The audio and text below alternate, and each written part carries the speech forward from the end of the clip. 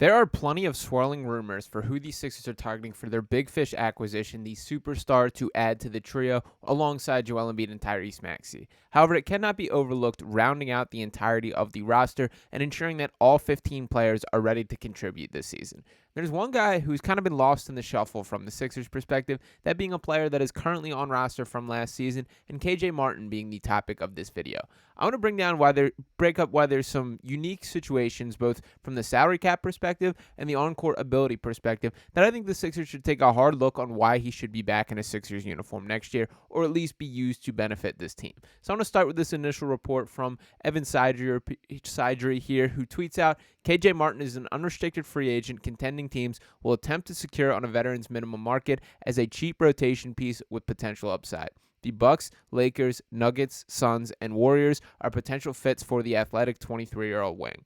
So it was an interesting kind of storyline and just overall season with KJ Martin. Let's recognize that he came to Philadelphia as a part of that James Harden trade, a bit of a throw-in piece alongside Nico Batum, Robert Covington, and Marcus Morris and the draft picks, which were the real prize of that deal. But he overall exceeded my personal expectations. And I know for some, it's been kind of a bizarre year for KJ Martin and bizarre career trajectory. I do want to recognize in a second, but let's start with what he brought to the table this year. I'm going to start with these stats here. Not a lot to dig in from the box score. 3.7 points per game, 2.2 rebounds, 0.9 assists, 0.2 blocks. Did not play a lot of minutes. Shot just 28.6% from three, 53.6% from the field. He stands at 6'6", but essentially plays kind of like a small ball, big man role. Just 23 years old, 78.7% of his twos were assisted. He had a defensive box plus minus of negative 0.1 and a VORP of negative 0.4. These aren't things I'm going to read too heavily into. Again, it was limited minutes and difficult situations at times that he did play. And to acknowledge kind of his trajectory as a whole, a guy with a very unique upbringing. For starters, he's obviously the son of Kenyon Martin, the senior, a guy who was a very successful NBA player and stuck around for a good portion of time, still pretty active in the media circles. And with KJ himself, I'm kind of impartial to believe he was hustled along in a way that probably was not best for his development. That when you look at his path to the NBA, he did not go to college. He went to IMG Academy for a season. Then he ultimately was a second-round pick. I'm wondering if he's a guy who would have been benefited of going through the collegiate ranks, having a chance to be sort of the man at a college in a way that he likely never will get the opportunity. And he's kind of been thrown into this niche role player type role. And I think he is finding a way to flourish in it. But it does feel that he's kind of been lost in the shuffle to an extent. And to dive into the stats as a whole, he really did show his promise with the Houston Rockets, spent the first 3 seasons of his career, or the beginning part of 3 seasons with the Rockets there. Overall, during that period of time, he really shined in that 22-23 season where he produced 12.7 points per game, 5.5 rebounds, 1.5 assists. Also saw a little bit of development from the jump shot overall. Through his career, he's a 33.7% three-point shooter on 1.9 attempts per game, so a little bit better than what he's shown in a Sixers uniform. But again, that he was in a tough spot with the Sixers team, which was so content on win now, and he is a guy that I think could use to play through his flaws.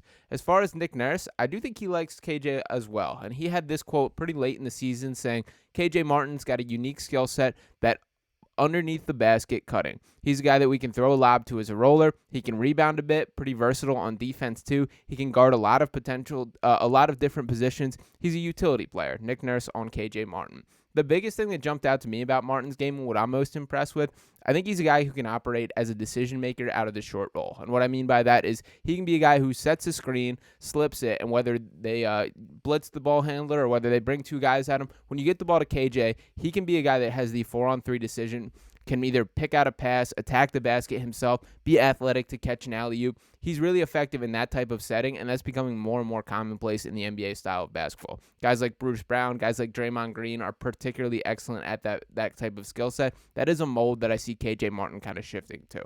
Now, I also mentioned the contract situation, and that is one of the larger parts of the discussion point. So let's start by acknowledging what his current contract is, that he is an unrestricted free agent as mentioned. He was on just a $1.9 million club option last year.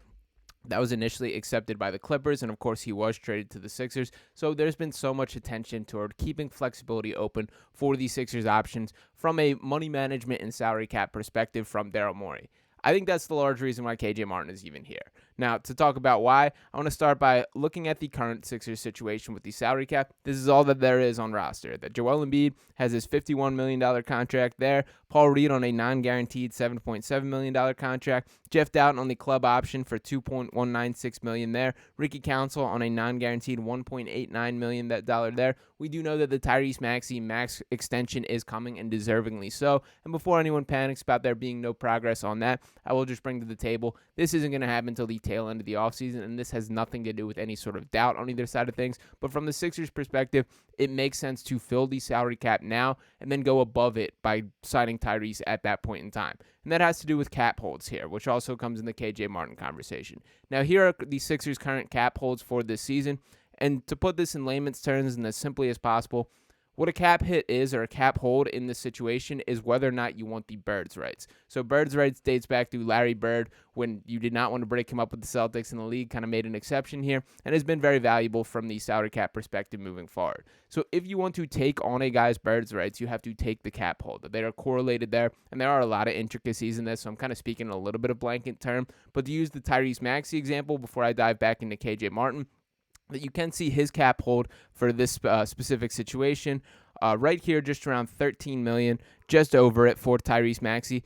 The Sixers are going to accept that cap hit, that cap hold there, and then that counts as $13 million on the salary cap. He's going to be paid far more than that this summer, that he's looking around the $212 million range, or 207, I believe is the exact number for his 5-year max that is going to come out to. So much more than that per season, but the Sixers will be allowed to go above that number from a salary cap perspective because they're taking on that $13 million cap hit. Now, Tobias Harris is a guy that we obviously want back basically under no circumstances here, but to use him as an example, that is a player in which you will not accept the cap hit because nobody's going to be paying him $45.8 million, not even the Sixers, who are crazy enough to sign him to the last contract. But if you had the intentions of signing Tobias Harris back, that is a cap hit that you would decline, and then you would sign him without bird rights because you don't want that number on the salary cap. Now, the Sixers have strategically made all these numbers a little versatile, and KJ Martin's at the forefront of that. Now, to pull up his cap hit here, it is one I expect the Sixers to dip into. Just over $2 million there. He will likely get a little bit more than that. That's slightly below what the veterans minimum is, and I think that I'm very curious what the perception of his is on the public market or from teams around the league. This is saying that from Evan Sidgery here that a veteran's minimum is the target price for him. It would not shock me if a team's willing to go above this, but where this comes into play for the Sixers is the sign and trade opportunities.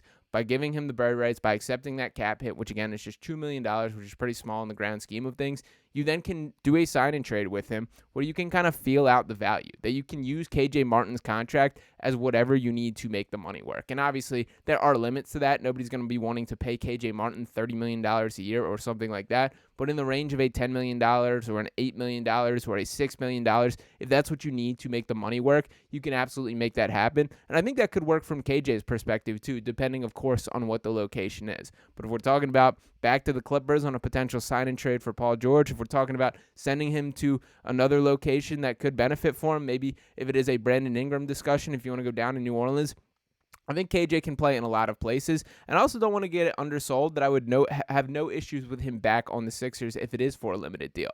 And why I feel that way? The Sixers need youth on this roster. That as much as we are swinging for the fence in win-now mode, you have to be looking at what that next player is. KJ Martin's just 23 years old. That there is still some growing to do in his game. I like the way that he kind of found a role for himself this year, that he embraced doing the dirty work, doing the little things, and really found productive. And I do think that there is another world where there's more to his game that he has not quite uncovered yet, and I'd be willing to roll the dice with that. So KJ Martin is a very underrated target for the Sixers, both from an on-court perspective and the salary cap flexibility that can be brought on for it. So pay attention to what happens from here, but don't be surprised if that's a guy that is a more key piece of the Sixers offseason than is being recognized. Again, this Sixers team needs youth. That's one of the reasons why I'm very much for them keeping the 16th pick and making a selection this year. But you got one, a potential prospect, a guy that at a point in time was regarded very highly for his potential. You have him within the organization. Don't just let him walk without getting better for him. So I would prefer that either the Sixers bring back KJ Martin on a minimum contract, or you use this roster flexibility and salary cap flexibility to ultimately get a deal done. Those would both be massive wins for this Sixers team, in my opinion. But let me know what you guys think below in the comments. Any thoughts on that as a whole? Make sure to drop them below. Drop a like on this video as well, and smash that subscribe if you have not already.